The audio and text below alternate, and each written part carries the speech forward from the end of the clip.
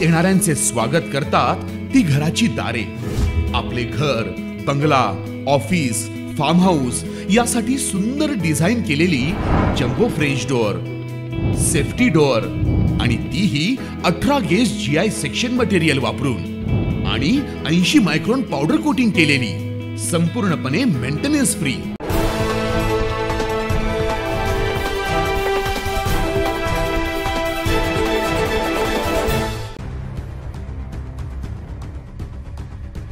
सिन्नर शिर्डी महामार्गावर लूटमार करणाऱ्याला गजाआड करण्यात स्थानिक गुन्हे शाखेला यश आलंय। याबाबतचं सविस्तर वृत्त असं की मागील 15 दिवसांपासून सिन्नर शिर्डी महामार्गावर पाथरे शिवारात अज्ञातांनी एका दुचाकी स्वारास अडवून त्याच्याकडील एक मोबाईल फोन आणि रोख रक्कम चोरून नेल्याचा प्रकार घडला। या प्रकरणी वावी पोलीस ठाण्यात गुन्हा दाखल करण्यात आला। सदर घटनेचा तपास करत असताना संशयित इसम हा पाथरे शिवारात येणार असल्याची गोपनीय माहिती स्थानिक गुन्हे शाखेचे पोलीस निरीक्षक राजू सुर्वे यांना मिळाली। मिळालेल्या गोपनीय माहितीच्या आधारे स्थानिक गुन्हे शाखेच्या पथकाने सापळा रचून शुक्रवारी एका संशयित आरोपीस ताब्यात घेतले।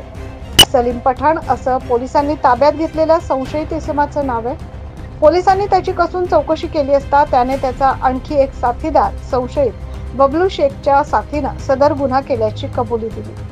तसेच या संशयितांनी याआधी देखील काही दुचाकींची चोरी केली असल्याचं पोलीस तपासात निष्पन्न झालं। पोलिसांनी त्यांच्याकडून तब्बल 12 दुचाकी आणि 3 मोबाईल असा एकूण 7,75,000चा मुद्देमाल हस्तगत केलाय। संशयित सलीम पठाण यास पुढील कारवाईसाठी वावी पोलिसांच्या ताब्यात देण्यात आलाय, तर त्याचा साथीदार संशयित बबलू शेख याचा पोलीस शोध घेत आहेत।